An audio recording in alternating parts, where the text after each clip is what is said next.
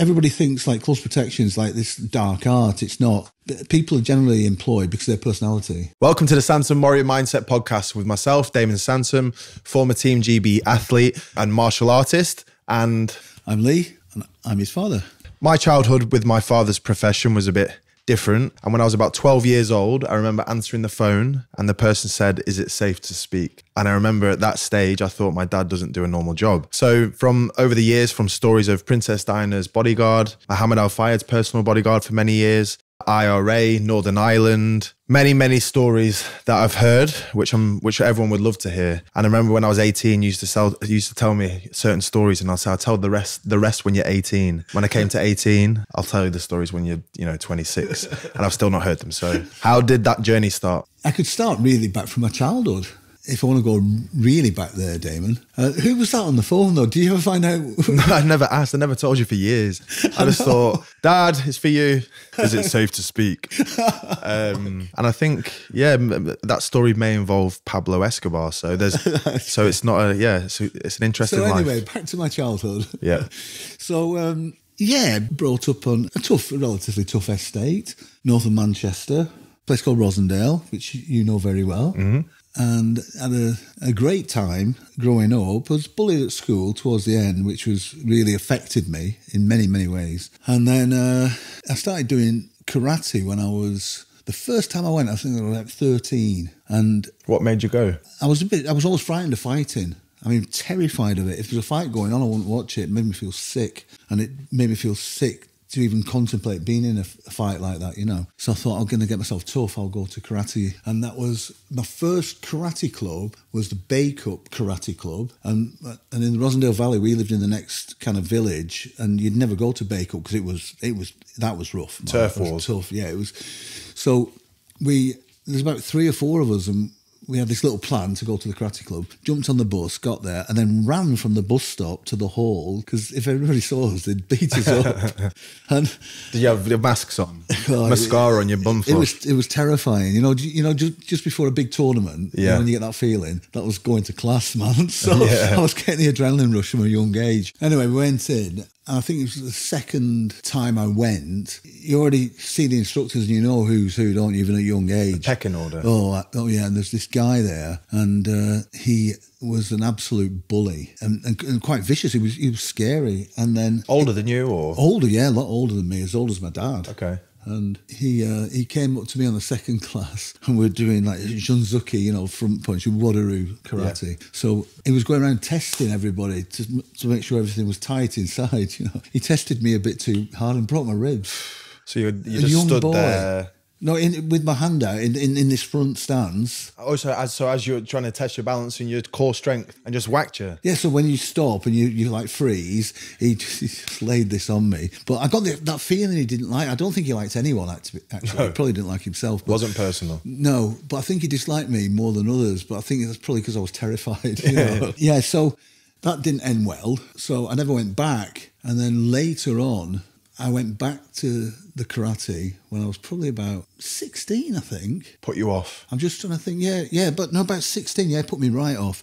Anyway, so I go down to the karate, but something's happened in that time. And at one incident outside like a pub nightclub, I discovered I could fight. Naturally? Naturally. No training. Did a bit of boxing with my dad when I was young. And it's a big incident, but in a nutshell, I hit this guy. We have a fight, a proper stand-up fight. There's loads of people watching. And he's big. How did you feel like, if you said you were afraid of the fight and the nerves, how did you feel before that? Well, it was interesting. This guy was a bully and he was a doorman. And I'd had a few drinks. So it affects you. But I didn't go into fighting. No. He just grabbed me and threw me out. And then he said, I'd said something to him. Obviously, I was a young lad. And he said, well, do you want to fight or something? And I said, yes. And then I thought, why on earth did you say that? That's the most... It's the alcohol, isn't it? It was incredible. Yeah, alcohol, it's a terrible drug. Anyway, this guy came out, and then the buzz went round. Lee's going to fight this flipping doorman, and nobody's seen me fight before. I'd never fought before. Someone with the odds getting the bookie, getting money for it. Yeah.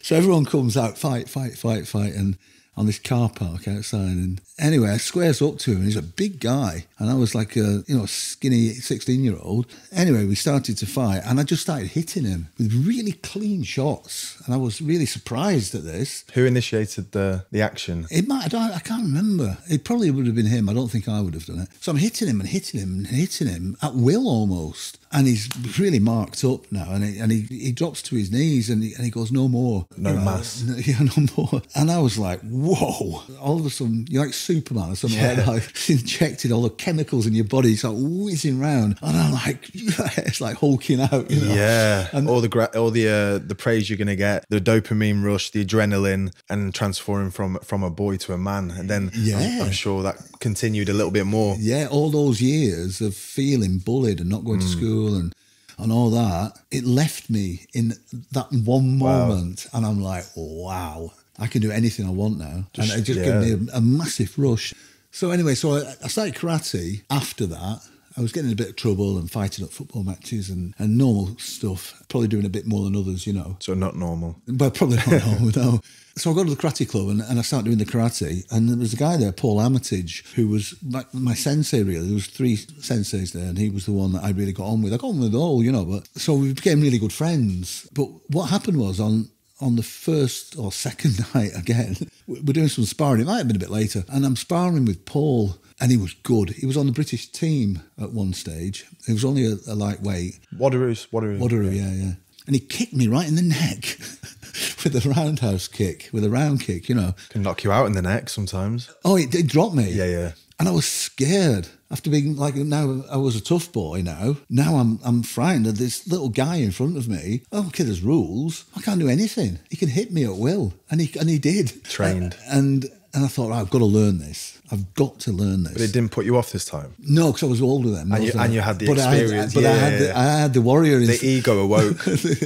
I had the ego and the warrior had been released. Yep. So rather than saying no, I was like, I want to do this. Fight or flight. And I want to be good at it. So Paul helped me a lot and he coached me and we had lots of chats and I became very good in a relatively short space of time. So the club there, Bake Up Karate Club, was quite a well-known club throughout the UK and it was just a fighting club. We did kata because everybody had to do kata then, but it was the fighting that we did. And so they had, I think at one stage, we had 5 teams of 5. What year was this? This was 78.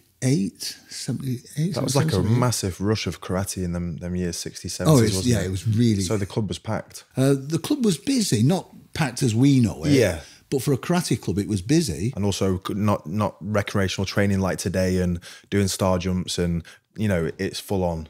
Oh, it was, when I think back now, it's horrendous what everybody got away with, Yeah. And when I started my school, I had a real clear vision that I wanted people to be treated like I would want to be treated. So that's why I've never gone down that route at all. But as a white belt, pretty soon after doing quite a few tournaments, I was on the A team. So you had 4 black belts and me, a white belt, and the next team was black belts and brown belts and And I could just do it as a white belt. As a white belt. Would you just obviously at that stage reverse punch, backhand? I was really good with my back fist and my lead hand at that time. Okay. And I could kick pretty well. Yeah. So not too shabby. So not too shabby, But as a white belt, looking back now, it must have been so raw. Yeah. It was incredible. And they knew in my excitement, I got disqualified more than I won. But it was generally when I got to the medals, And I think I wasn't intending to do it. I was just so wild that in the team, they wouldn't put me as last man. They'd put me on first, so they'd know what they had to do because there's a high likelihood I was going to get disqualified. Yeah. And I did on a regular basis. I've done that a couple of times in the team events as well. I remember fighting top 10 versus, it was Daz Ellis's club actually. Rest in peace. Great fighter. Yeah, great fighter. Guy, yeah. Nice guy. And we were fighting them, I think it was me, Michael, Paige, Drew Neal, and who else was there? Was Robbie Hughes there? I'm not too sure.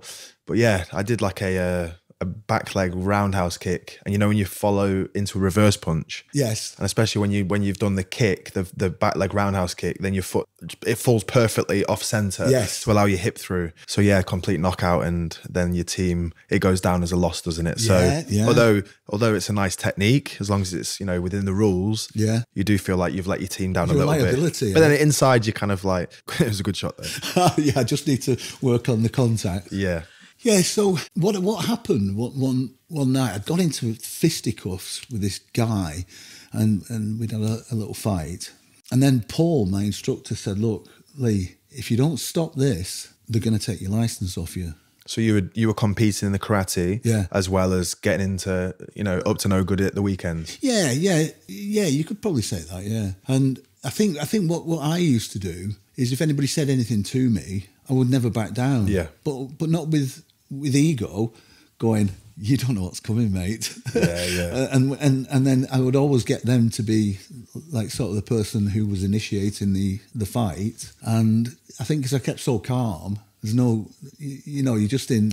So, you know, I was getting a bit of a reputation, to be quite honest. And I don't know if I liked it or not, even at the time, but he said, look, they'll take your license off you if you don't stop. And then I had this real like awakening, thinking, hang on, I can't do this and that. I then made a pledge to myself, I would never get in a fight again. And it changed my life. Yeah, I suppose at that stage, the buzz you got from the football hooliganism and, you know, the fight in the weekend, the buzz from the karate and the recognition, and also you've obviously had a goal to be as good as you can. So that outweighed the pleasure of, you know, the weekend dramas. So I suppose that was a really good decision. Yeah, and it's fueled, as we know now, by the, you know, the endorphins and the dopamine that I got from the karate outweighed that. So once your brain starts figuring this out, that if you do that, you're not going to get this, it's very easy to stop doing that, no matter what it is in your life. You've just got to find a way to get that buzz, whatever it is you want. It could be having a multi-million-pound business. It could be anything. But if something else is getting in the way, you've got to ditch it so that you can just focus on one thing. And your brain, sometimes it helps you figure that out. Yeah, very true. So now we've got up to karate, doing martial arts, putting your karate first. So how have you gone from training karate in Rossendale and bake up to being a Royal Bodyguard, Mohamed Al Fayed's personal bodyguard for like 8 years, I think, I'm not too sure, working in Northern Ireland, witness protection. So how is a young lad that's just worked out prioritizing goals and doing karate end up down that path? Great question, Damon. Yeah, thank you. When I was about 20, I moved to South Africa, as you know, and things really didn't work out there, for one thing. And I loved it. I loved my work there. I loved the place and everything. And I kind of fell in love with the place. And but anyway, we had to come back to UK, and I had nothing. No job, no house, nothing. Stephen and Karen, dear friends of mine, and put us up. And I thought, right, I need a job, and I need a job now. Mm-hmm. And I didn't know what to do. And I started working with my dad at his place, doing some like labouring type work. Yeah, it was actually quite heavy work. I quite enjoyed it, not having to think about my job. You know, as a sheet metal worker, boilermaker, making all this stuff. I could just go and just have a laugh. And I was in the pub in Waterford, the Royal Hotel, and you've been in there when you've been younger. And I met this guy who I used to go to school with. And I was asking him what he did, and he was with another guy, but they just looked a bit different, his short hair and all the rest of it. He was in the army, and he said, he told me what he did, and he was in the military police, which I didn't even know existed. And he was telling me all the cool stuff you can do. I thought, wow, I'd love to do that. I just thought a policeman just police like you see here in the UK, but the military police, they've got so many different things they do. I thought, wow, how interesting is that? So I went to the careers office in Burnley, did all the tests and that, passed with flying colours. And I went straight down to a place called Sutton Coldfield for a 3-day assessment, passed through that. What age were you at this time? About 20. 20, yeah. And then got accepted for the military police. And the guy, the major, who was in my final interview, he was saying, look, you don't want to go in the military police.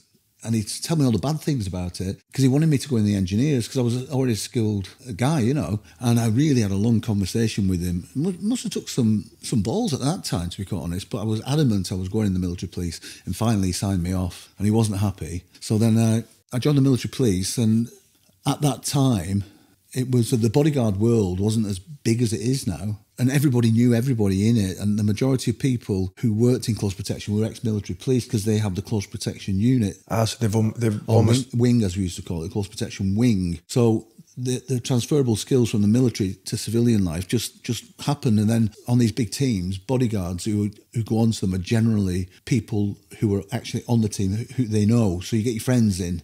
So the SAS, the Special Air Service, they used to have a lot of work as well. And I've worked with a lot of them, great people. But the military police have some, I would say at the time, possibly, I might be wrong, more contracts, in the civilian life. So when I left the army, I was determined not to go into security work. So all my mates did it, police, various things. And I was determined not to do it. So I went back to my trade, and I couldn't believe what had changed in the time I'd been in the military. It was 10 years later that they didn't have apprentices anymore. And the sheet metal working. Yeah. And the skill level was so low, it took like 5 people to do one job.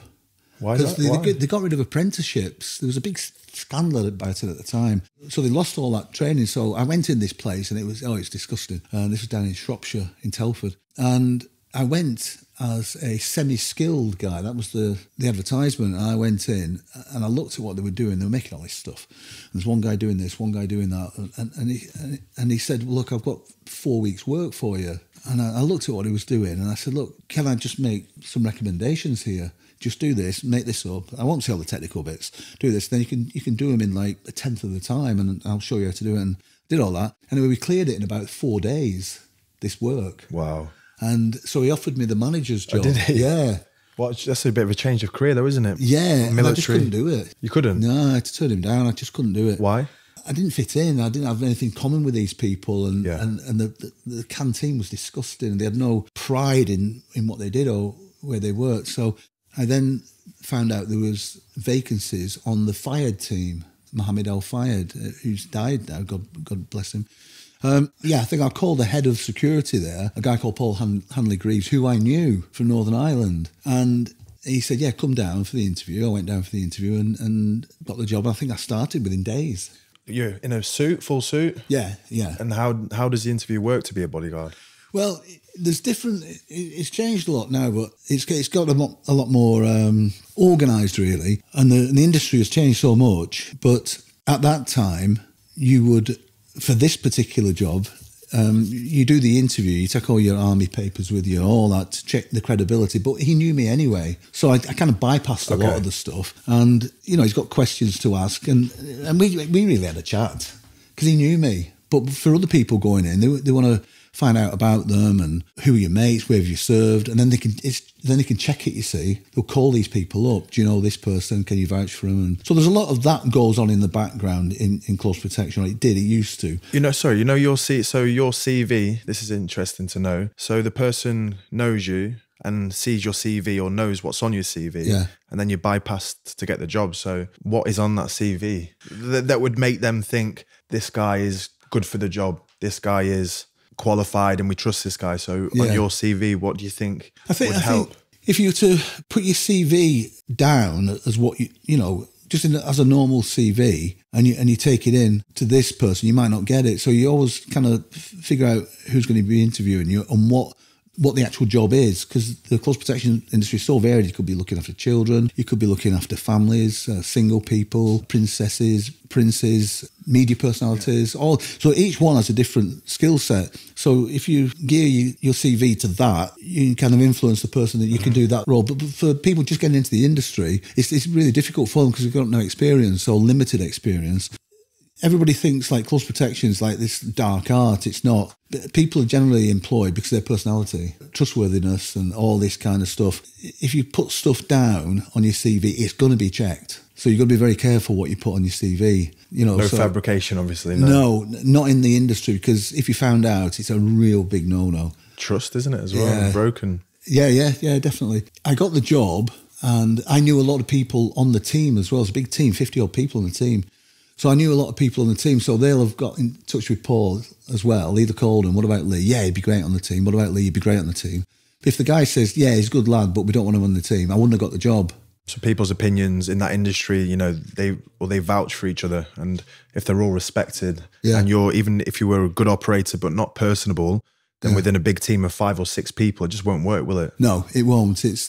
It's how teams work, and it's how high performance teams work. Sometimes you're working with a team that has been just put together. You don't know anybody in the team. So that can be a challenge as well. Although you've all got similar backgrounds, you all operate in a different way. So that can be challenging. Yeah, so I got the job, and you had to do a handwriting test. It was not a handwriting test, you know what it is. And these boffins analyse it, and they would tell Mr. Fayed what kind of person you are. I know they do it differently now, but they still do that. And it's so accurate. It is incredible. I didn't do one. Okay, thank God. Thank God. Yeah, thank God. My writing's terrible too. Yeah. So Paul says, yeah, you don't need to do it. I know you're fine. I'll vouch for you. So all the guys and the girls on the team used to have to do this. And it can read, they say it can read your personality to a T. To a T. It's incredible. It's incredible. Honestly, I was shocked. I thought, yeah, whatever. Anyway, a guy comes on the team, right? He hasn't got time to do the handwriting test. He says, I'll take it home and we'll post it in. He did have time. It was a ploy because he was really embarrassed about his dyslexic handwriting and all the rest of it, right? So, but he didn't know what it was for. They don't tell you. They just say, write this. After you know what it's for, but at the time you don't know it. So he takes it home, right? No word of a lie. He gets his wife to fill it in, right? Yeah. Right. She fills it in, sends it off, and people were shown this. The guy came back and said that this is a female and she's 3 months pregnant or something like that. I swear. Right, so Paul calls a guy up and he says, hey mate, your missus filled that in, didn't she? And he says, oh yeah, okay, hands up. He says, did you know she's pregnant? And she didn't even know. Kidding. Yes, honestly, however it was. But that's so funny, isn't it?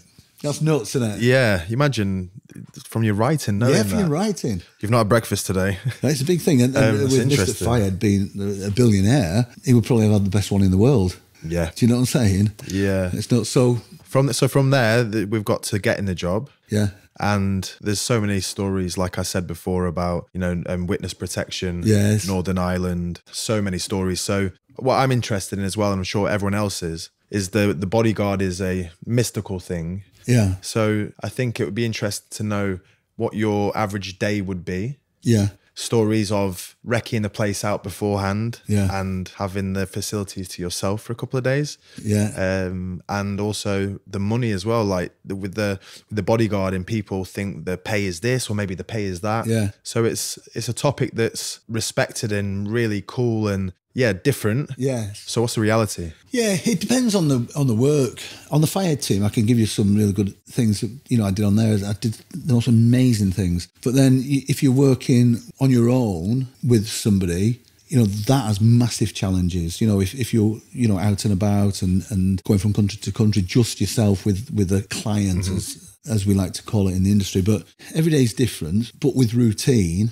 And routine's bad for the industry. You try and disrupt routine, but you need routine. So it's a bit of a juggling act. Where you're sleeping, I want from morning to sleeping to what you wear. So where do you want me to go? Do you want me to go to a war zone? Do you want me to go... I want you to go St Tropez. What would it look like? What do you do? What do you wear? Okay. What would you train? What's your routine? And then what's your routine before the client arrives? And also what's your routine once they arrive? Okay, right. So... what you would do is you would either travel before the family, with the family, and the first people there, they get it all squared away. And I used to do both on some occasions. Let's say we're in St Tropez and the family are there. You have people in the team who look after the premises. It's called the residential team, and they'll do days and nights. They answer the phone. They're on the ops in the ops rooms. They man the radios, do all the tasks around there, and the perimeter security. So they'd be doing all that. And then in the close protection team, you had different roles as well. So different family members would have different bodyguards attached to them. So you kind of knew who you're going to be working with. Would they choose or would you choose? Well, it was a combination of the two. If somebody was put on a family member and the family member didn't get on with them, you'd see it pretty soon and they'd just be substituted. And then you had Mr. Fayed and he had his personal team. 4 or 5 guys. I've been on his personal team as well in St Tropez, but let's say I was just there as a general bodyguard, right? So what would happen is in the morning, I'd get up about 5:30, go for a run around the compound. It was in a private compound, this massive villa stretching back about 100, 200, 300 metres. Wow. And there's buildings all the way down and a little private beach. I know you can't have a private beach in France, but it was as near as you get as a private beach, and a boat house with all the toys in and all the rest of it. So I get up, go for a run, get my fizz done for the day. myself and one of the lads, we were the beach team. So we go down to the beach. Sounds like a good team. Oh, mate, it was, but there was a downside to this. So we do the beach team. We set up all the beach and all the boards to walk on and all the rest of it and rake it. And obviously we're looking for anything that could have been left there, any listening devices or any recording equipment, like general stuff. And my friend, he was a Navy diver and he would go under the boats as well just to look for any devices that had been attached. It's a cool job. That was a cool job, man.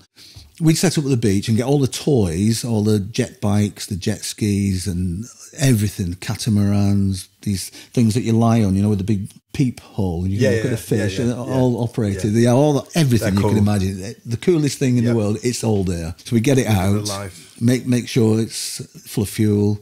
Obviously got to test them, whizzing around like loonies, and then get the boat ready. We had a small boat, a Boston whaler. You get probably about 8 people on there. There's pictures of me and the Princess on. So that was our boat that we used to use for water safety and all that kind of stuff. That'd take us probably about an hour and a half, and we'd take breakfast. Well, have breakfast before we go, and then we'd take all our food for the day, put in the fridge in the boathouse. You would make the food, or someone would make the food? We'd make our sandwiches, but we had a chef there, made our meals at night, or we'd do it ourselves. The chef from the Paris Ritz came in one time cooking for us. That's mad. Mad. He's Mr. Fayed. He used to like looking after his team. He used to like feeding us, and he'd always make sure you had your hat on in the sun. If not, you get a whack around the back of the head and he'd give you a hat. Just have a lot of hats he'd carry with him, just keep putting on the boys, on the girls. Yeah, we go down and then we just wait for the family to come down. So you got your radios and everything and you start hearing when they start moving and everything's relayed to everybody, or it'd be on the phone or something. Yeah, the moon, they've had the breakfast, who's it's open.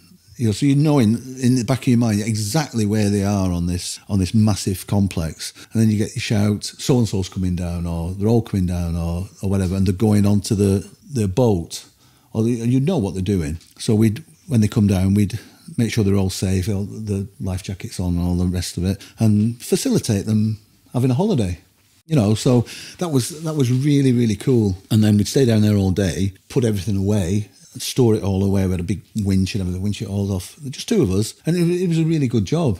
Now, we've been up working maybe an hour and a half, 2 hours before everybody else. But then you go back, have your evening meal and get ready for your night routine. Going out with the family. So we get a double whammy here, It was long days. And we would finish late sometimes, past midnight. But I always got up at 5 or 5:30 to get that running. So if I didn't do it, I'd never get it done during the day, I'll go in the gym or something like that. It's a really cool lifestyle. It sounds really cool, but I'm sure that there's times where it's tedious. And again, I'm sure there's times where it could be boring. It depends who you're working for. If you're working for one of the richest men at the time in the world, it would be a different experience if you're working with someone that's maybe a bit lower level. Yes, definitely. Yeah. So that I'm sure there's so many stories of you with Mohamed Al Fayed and the Bodyguard and also so many more stories. And there's one story that sticks in my head about Al Fayed, and it's about his meticulous business mind. And this channel, we're going to speak about a lot of mindset stuff. Yeah.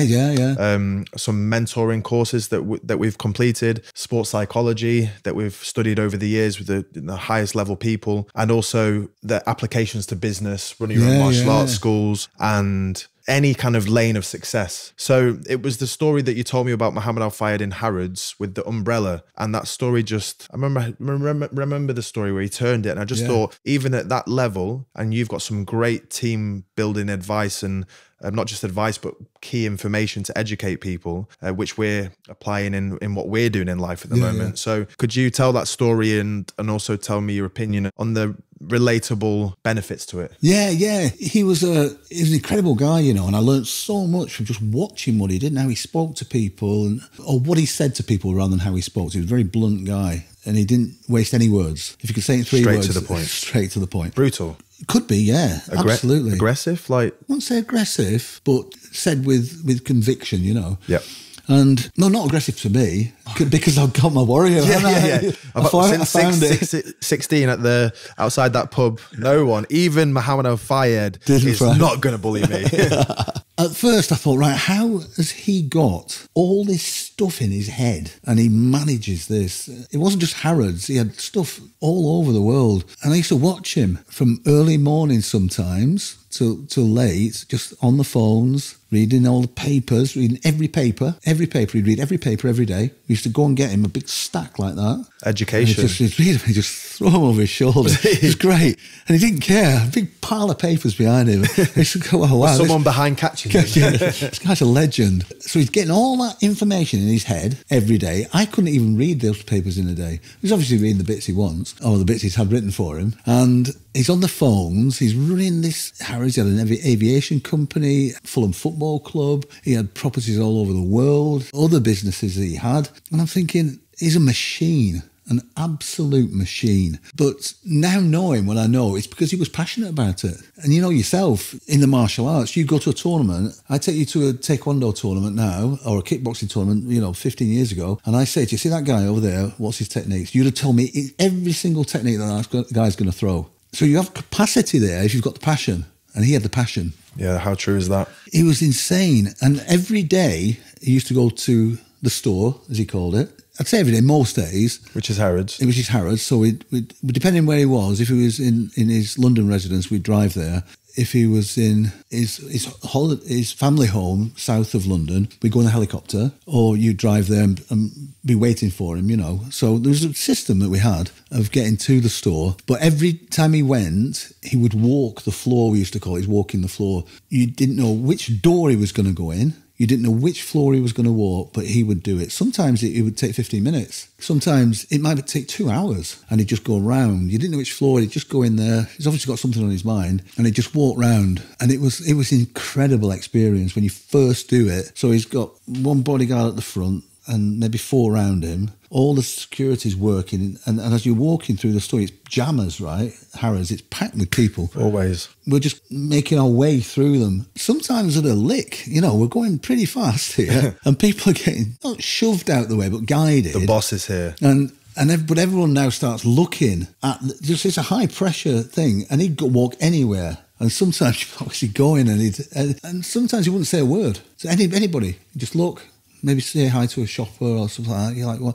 Anyway, this one day he's walking along and he just stops in his tracks and he looks over at something and he goes to a stand of umbrellas that you could hardly see. And one was the wrong way. It was the sharp end up. So over he goes, picks out this umbrella. Out of how many? There must be thousands of umbrellas there. Yeah, he just sees this in this massive store. And he'd do this from time to time, but this one I really remembered quite distinctly because when he goes into the department staff, you could see them almost shaking in the boots. Like, I hope everything's right, because if it's not, he's going to tell us. So he gets this woman in who was there. He says to her, I love this.